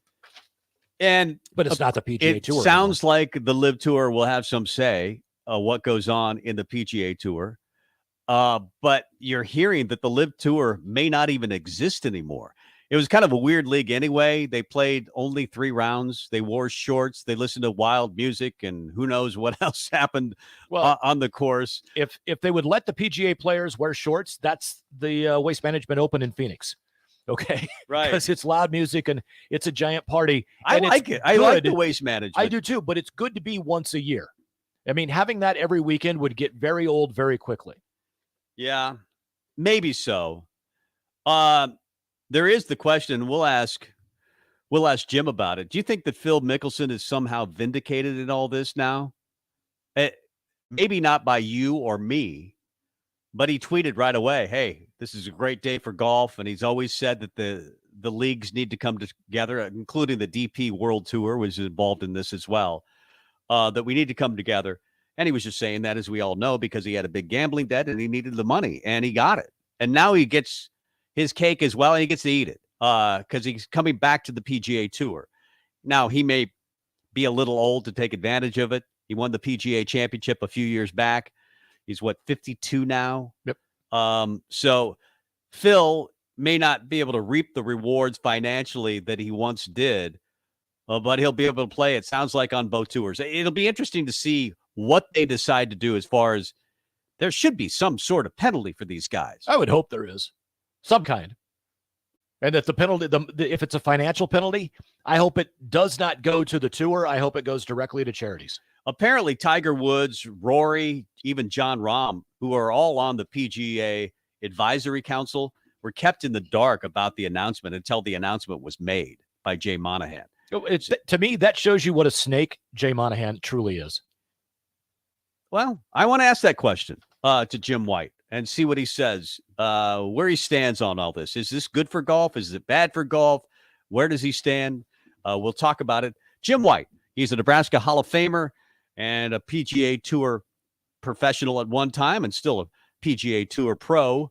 And we'll talk to him. Fairways of Lincoln is where he does his business, and we'll talk to him coming up next. This is Bud Seinhorst, President and CEO of LIBA, the Lincoln Independent Business Association. Join us every Saturday from 9 to 10 a.m. on 93.7 The Ticket for the LIBA Business Hour, as we discuss local business and highlight those who are thriving in the Lincoln area. It's the LIBA Business Hour, Saturdays from 9 to 10 a.m. on 93.7 The Ticket and theticketfm.com. The Ticket Water Cooler. I feel like sometimes when we have Hall of Fames, and this is no disrespect to Frank or Gary Pinkel, who got in last year, the longtime Missouri coach. Shouldn't there be a different Hall of Fame for like Gary Pinkel and Frank Solich like and the Hall of Tom Osborne the and Bob, Hall of Bobby really yeah, good. Right. But what, like you said, the distinction usually is first ballot, or unanimous or whatever. So that's usually kind of the distinction that you can make there. On 93.7 The Ticket and theticketfm.com. They are our love bugs and companions. They are our pets, our family, and they make life better. When we face unexpected challenges, so do our pets. That's why we're on a mission to support people and their pets. Whether donating a bag of kibble, sharing an Instagram post of a lost cat, or welcoming a foster pet into your home, every bit of kindness counts.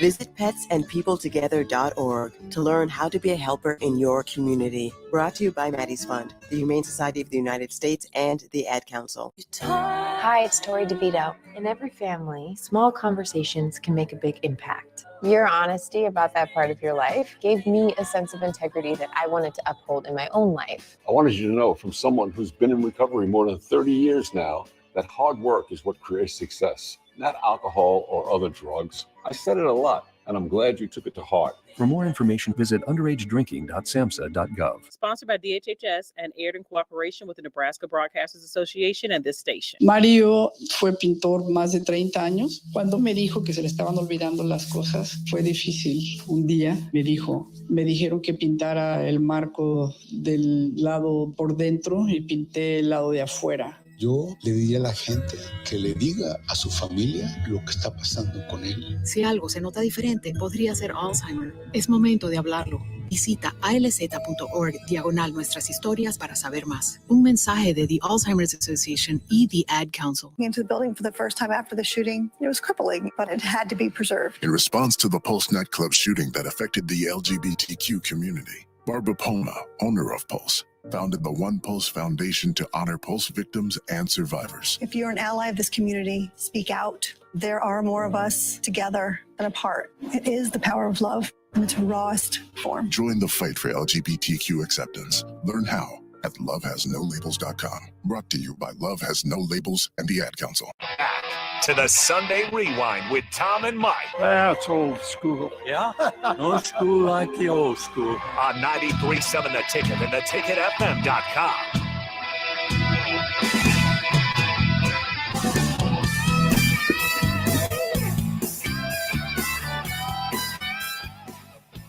Welcome back to Husker Rewind. I'm Mike Melby.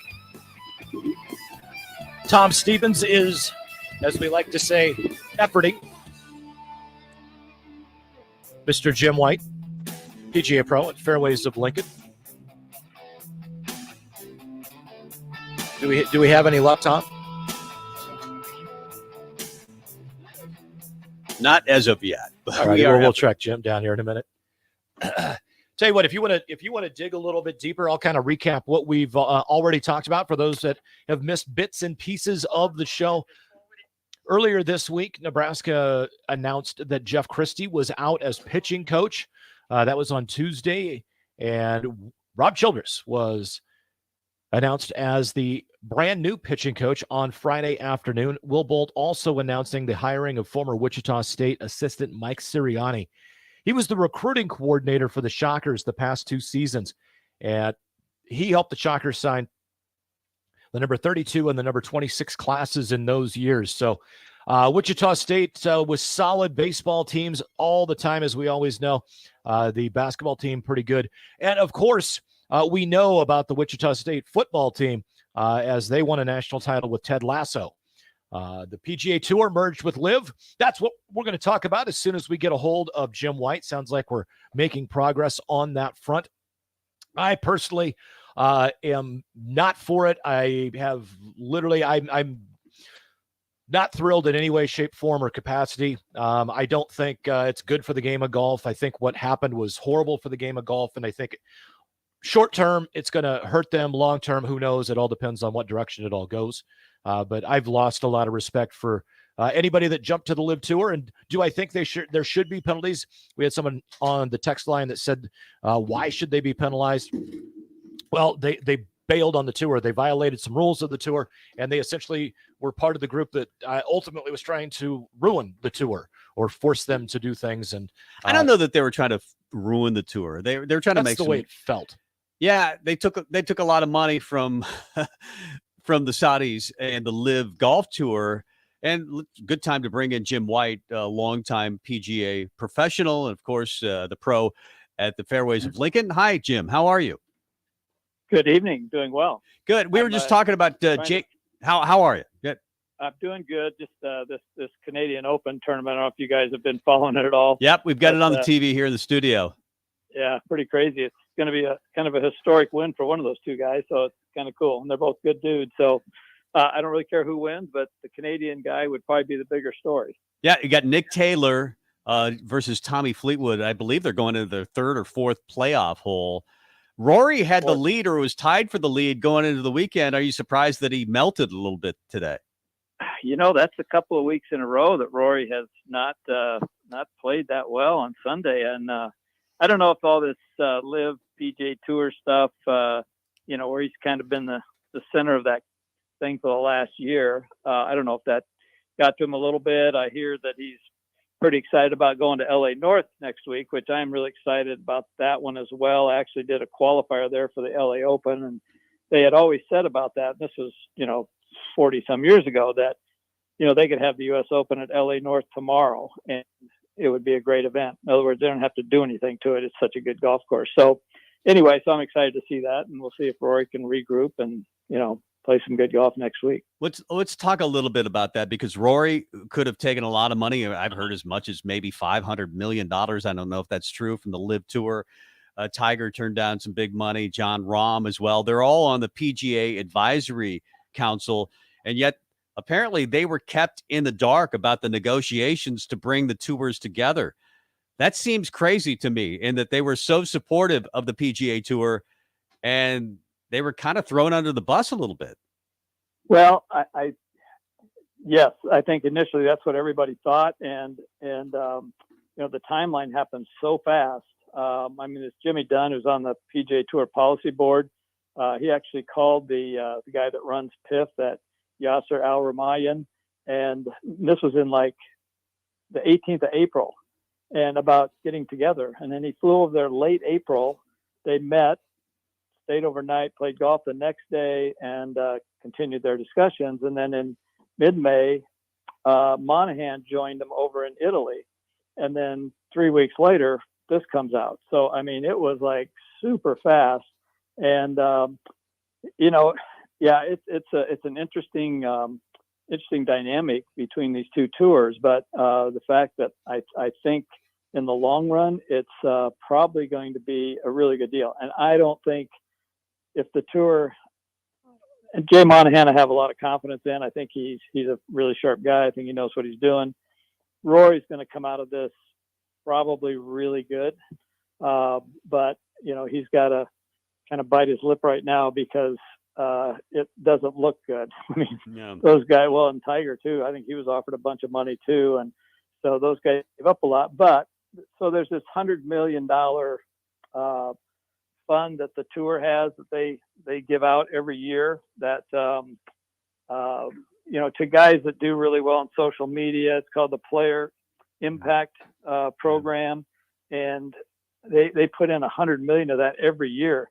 So if these live guys want to come back, what I've heard is that Monahan's going to have the hammer. I mean, he is now the main guy running all three of these tours, and he can disband the live tour at the end of this year. So that'll be real interesting if that happens.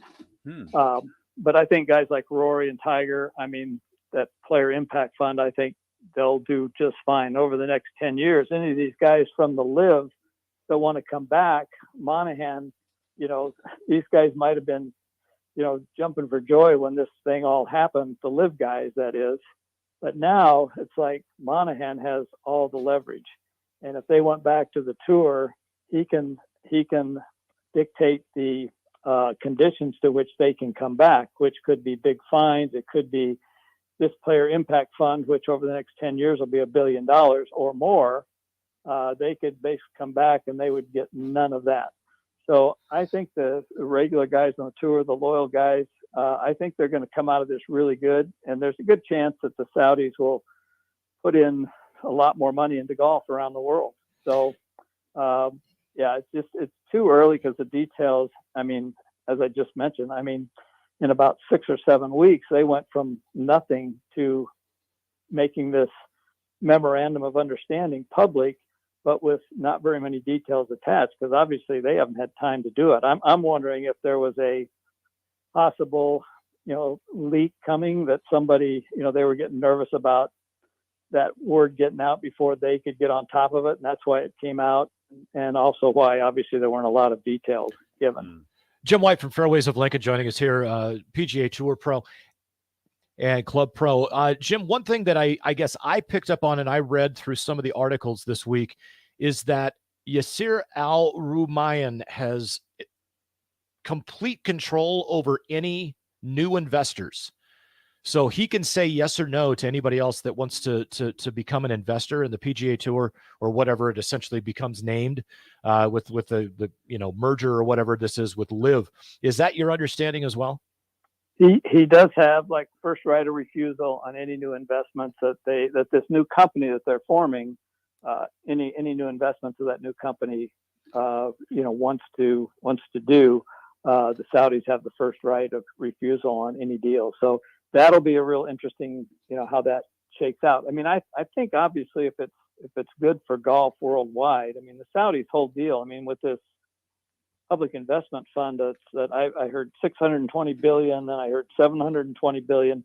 It's a lot of billions. And all that money is going toward promoting sports and obviously the Saudis around the world. So, I mean, they've invested in, you know, soccer teams and, you know, all kinds of other sports. So I would find it hard to believe that they wouldn't support most deals that would be really good for golf. But who knows? Too early to tell. Jim White, the pro at Fairways of Lincoln, Nebraska Golf Hall of Famer as well. The question has been asked, is Phil vindicated with all of this? It looks like Norman has been cut off in some of these dealings. How do you sort through all of this? I mean, as you mentioned, the information is coming in fast and furious. Where do Phil and Greg Norman stand in all of this?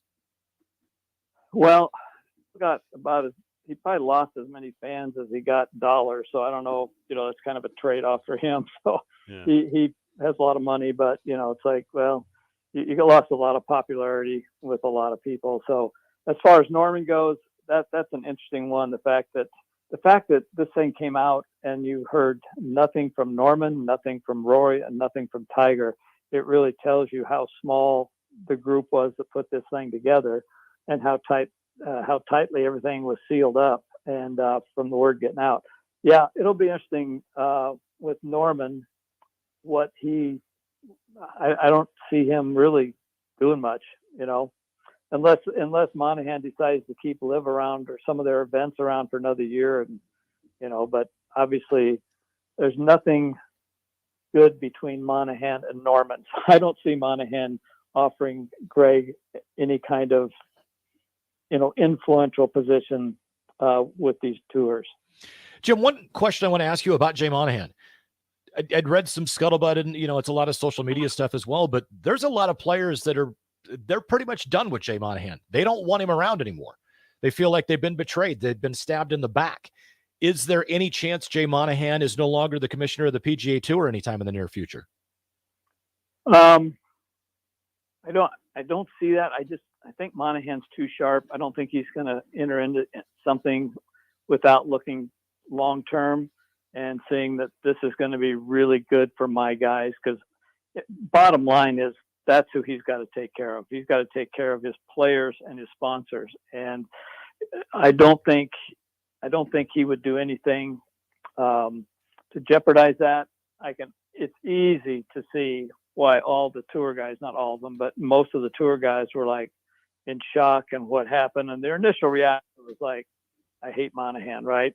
But if in the next 2 or 3 months, some of this stuff comes out, and it will, obviously more of the details of this whole thing, the PGA Tour might be on more solid ground than they've ever been on. And it's going to really benefit these guys.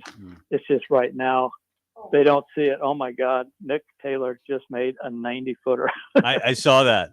Nick Taylor, who is a Canadian, right? He's Canadian. Yeah. And the Canadians are going crazy as Nick Taylor wins in the rain the RBC Canadian Open. Good for him. I like Tommy Fleetwood a lot, but that's a great story that a Canadian wins the Canadian Open. Especially, oh my gosh, in that manner. I mean, yeah. Tommy, I know it's probably been 2-3 weeks since you made an 80-footer, but it just doesn't happen that often. You know what I'm saying? Longest putt you've ever made? Is it more than 80 feet? God, I would hope so. After playing this game for 60 some years, you'd think I would have made one bomb. Yeah. So yeah. I couldn't tell you the longest. I once made a 120 footer. I'm just making that Do you up. step it up? No, I know I hit the front of the green, and it was well beyond 100 feet. But anyway, congratulations to Nick Taylor. That is really cool. As he wins in the rain, the Canadian Open, and jumps to number 6 on the Fed Cup standings. Let's end with this, because we had heard from Jay Monahan that this was all about court costs and that the Saudis had this unlimited money and they were going to tie up everything in court with antitrust suits for a long time. But in the end, your contention is that the PGA Tour wins and there's more money for everybody, right? Well, that's my gut feeling right now after reading some of this stuff. But there was a tremendous amount. I think the PGA Tour had like $50 million in legal fees, and that set aside another $100 million. So don't think that the legal battles weren't a factor in all this, because that's a lot of money for any company to absorb. And the Saudis had more money than the PGA Tour did. So anyway, it'll be interesting. A lot more details will come out over the next couple months, and we'll see if everybody's a little happier than they are right now. So I think maybe the PGA Tour guys will be happier, and the Live guys might not be quite as happy, but you never know. So we'll see. Jim White, who is the pro at the Fairways of Lincoln, he and Greg Johannesson have patented a club. Well, tell them what you do, because a lot of people don't know how you have patented this invention on shafts and how you refit people. Give the information on that, because you just Yeah. refitted my stuff. I'll give you a quick. Basically, what we do is we take a look at every person individually. We measure different things. We measure their grip strength. We look at their swing. We look at their handicap, and we develop what's called a leverage profile, which basically tells us, how much weight should be in the head shaft and the grip for a club to be balanced for that person based on all those other factors. And then we're able to. What's really cool about our system and why we think it's the best fitting system in the world is that we're the only company that can really match every club in the bag, in one fitting. You go get fit for a driver, say, from somebody, and they go through these launch monitor readings and they get the best numbers. They say, this one is for you. This is the best driver for you. And then if you would ask them, it says, okay, do these match my irons? That's where they struggle is they don't have a way to match like those extra long, lightweight, graphite shafted drivers with those standard length steel shafted irons in a lot of cases. So anyway, so that's how we got our patent. We do that. Nobody else does. And we can do it pretty dang good. So yeah. You were good check luck. out our website, px3.com, and you can go right through the fitting right online. px3.com. Jim White, the pro at the Fairways of Lincoln. Well, you were magic for Nick Taylor. You come on the air and boom, he makes a 990-footer and wins the RBC Canadian Open. How fun. We'd love to have you back on after the U.S. Open. Yeah, let me know. That was I'm curious how many of the holes at LA North I remember, because I did qualify for the LA Open at LA North Country Club, and it's a great golf course. I think people really enjoy watching it, and so I'm kind of excited to see that one because there's some history there. So, Jim, you're the best. Thanks for coming on. We appreciate it. All right, Tom. All Good right. to talk to you. Jim White, a Nebraska Golf Hall of Famer, pro at the Fairways of Lincoln, and he really has patented the system.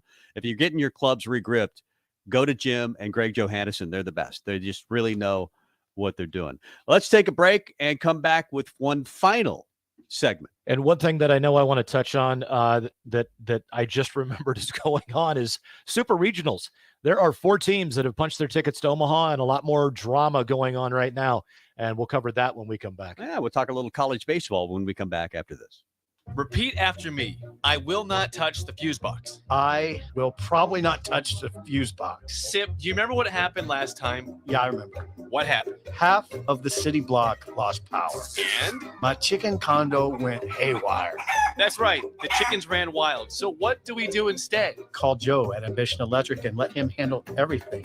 Look, saved on speed dial. Ambition Electric, 402-217-3415, or online at ambitionelectric.com. Hey, CNC machinists, do you feel like you're in a dead-end job with your boss hovering over your shoulder? That's so annoying. Not at Garner Industries. We provide the opportunity and trust our CNC machinists to bring the talent. I'm Bob Williams, HR Director at Garner Industries, and we're looking for new team members in our CNC department. At Garner Industries, you'll work in a clean, climate-controlled, and safe environment with team members who want to see you succeed. You will also enjoy 4-day work weeks, great benefits, and a positive working culture. Interested? Apply on our career page at garnerindustries.com. Working at Continental in Lincoln isn't a job, it's a career. And right now they've raised wages again and they're hiring for production operators at $24.11 per hour, which grows to $28.27 per hour within 3 years. Skilled trade positions now start at $32.76 per hour with opportunities to make more based on certifications. Continental also has salary jobs available and great benefits, plus medical and prescription costs at very low premiums. Dental, vision, and life insurance are offered at no premium cost to the associates, with increased bonuses and vacation for new hires. To learn more or to apply, go to continental-jobs.com with keyword Lincoln. Come work at Continental today. I get it, slip it, cuff it, check it twice a day. I get it, slip it, cuff it, check it in the morning and before dinner. I get it, slip it, cuff it, check it, and share it with my doctor. Nearly 1 in 2 U.S. adults have high blood pressure. That's why it's important to self-monitor your blood pressure in 4 easy-to-remember steps. It starts with a monitor.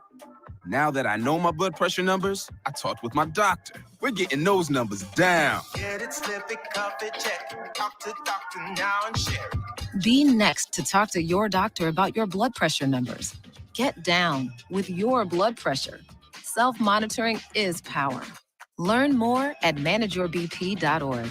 Brought to you by the Ad Council, the American Heart Association, and the American Medical Association, in partnership with the Office of Minority Health and Health Resources and Services Administration. If you came across someone struggling with hunger, how would you recognize them?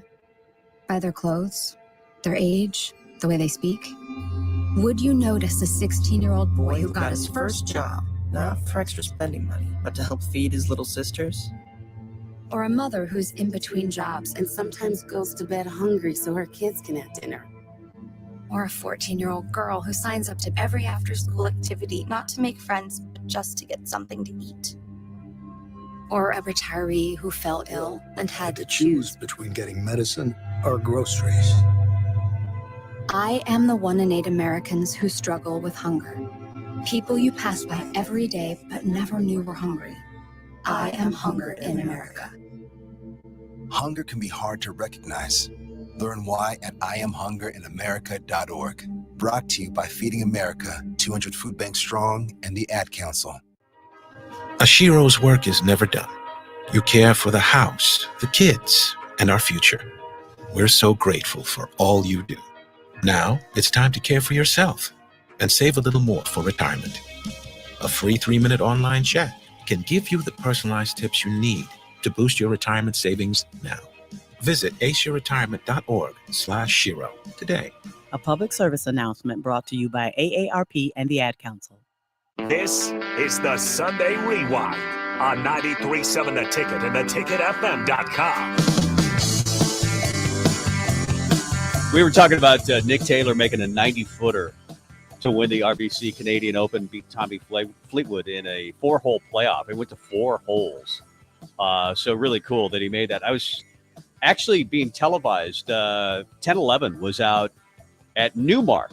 We were playing number 4. I don't know if it was 4 on the white course, a long par 4, hit the front of the green, and the pin was at the very back of the green.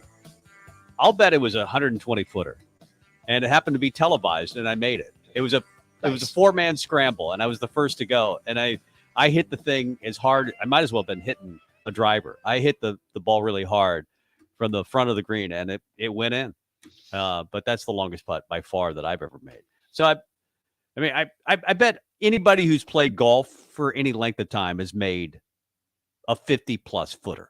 Yeah, I've made a few. I mean, It's been a while since I played golf, but yeah, back when I was playing my short game, I could scramble with the best of them around the green, but my short irons, if I'm 150 or if I'm 100 yards or more out, the chances of me having a less than 20-foot putt were never great.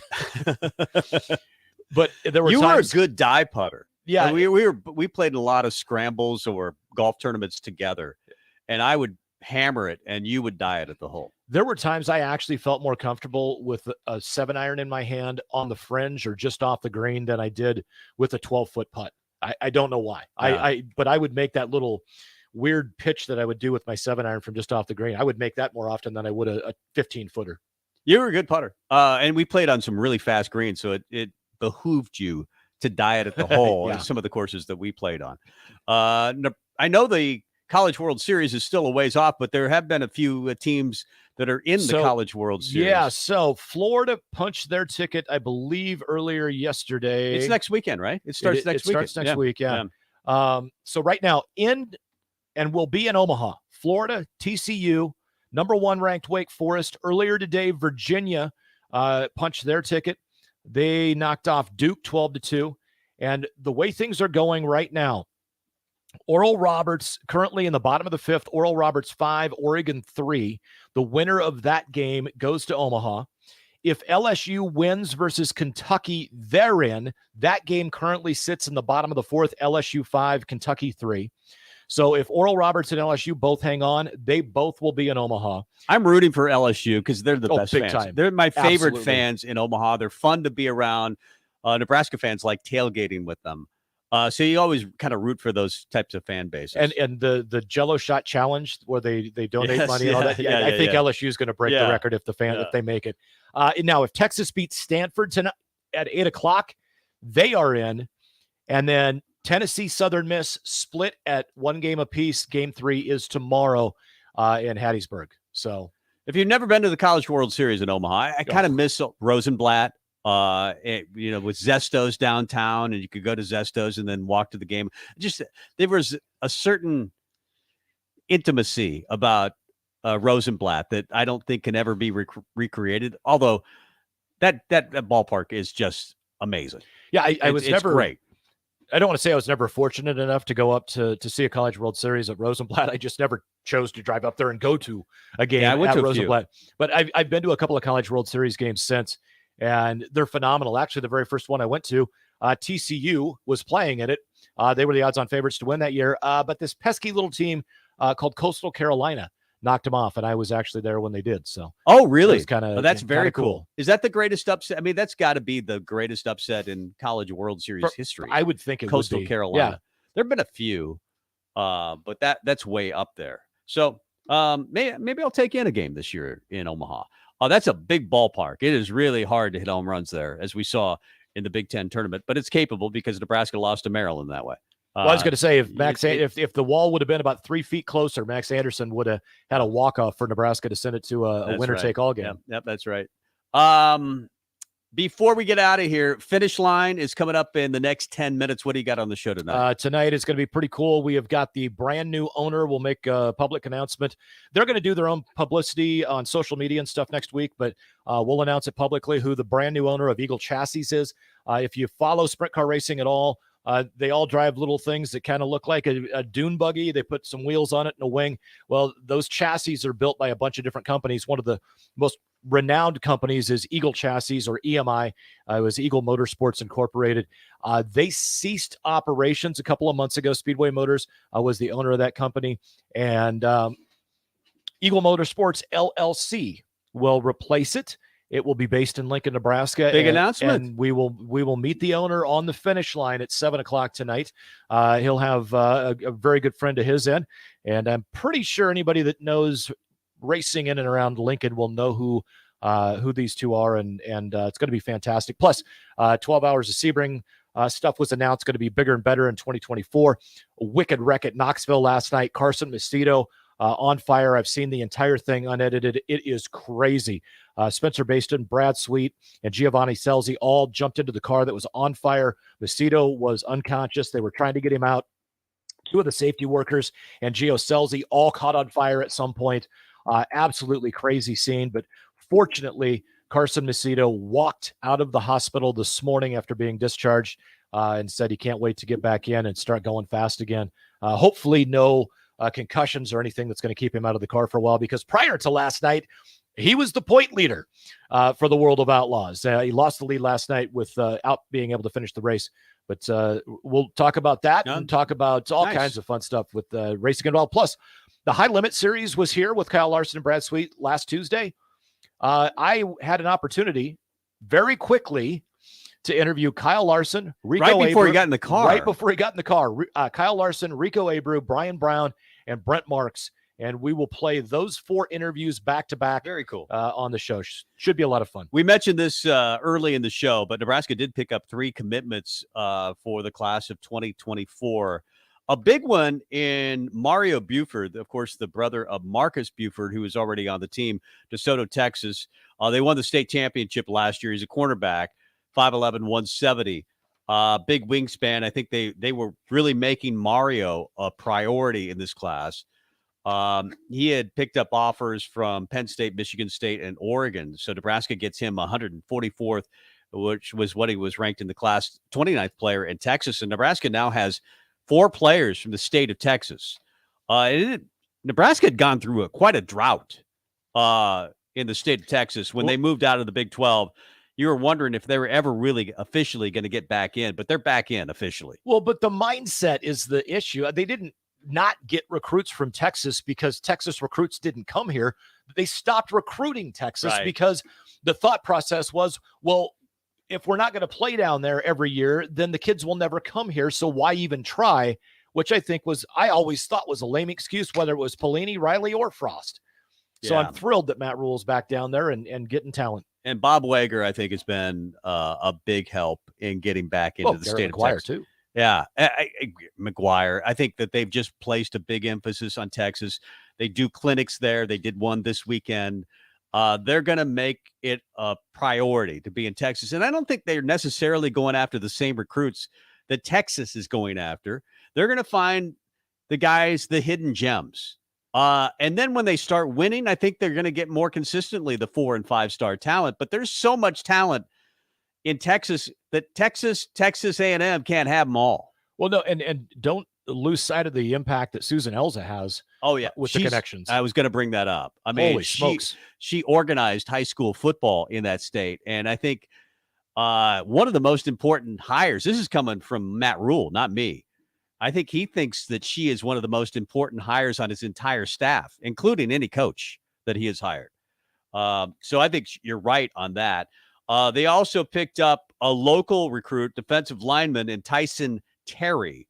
Now, he's an Omaha North recruit. Omaha North, I don't know if you know anything about Omaha North football. They're not good on a regular basis. Niles Paul. Even when Niles Paul was there, they weren't very good. I know. And I think there's only one other recruit since Niles Paul. I can't remember who it is off the top of my head. It's not my brother taught at Omaha North, and there's just not a lot of talent that comes out of Omaha North. But this guy, Tyson Terry, heavyweight wrestling champ, 96-0. And he's only a freshman, or he did that. He's a sophomore, but he did that as a freshman. No, the 2 years combined, he's 96-0. Yeah, okay.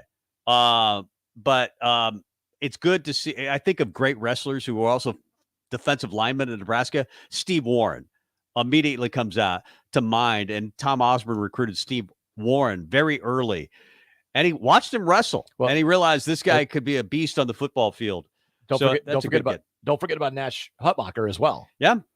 They should wrestle at practice and see who wins. they just might. But that's a good get from Omaha North. And let's see, he's the first freshman to do that since 1971 to win the state championship in wrestling. He has a shot. I believe it's in the heavyweight class.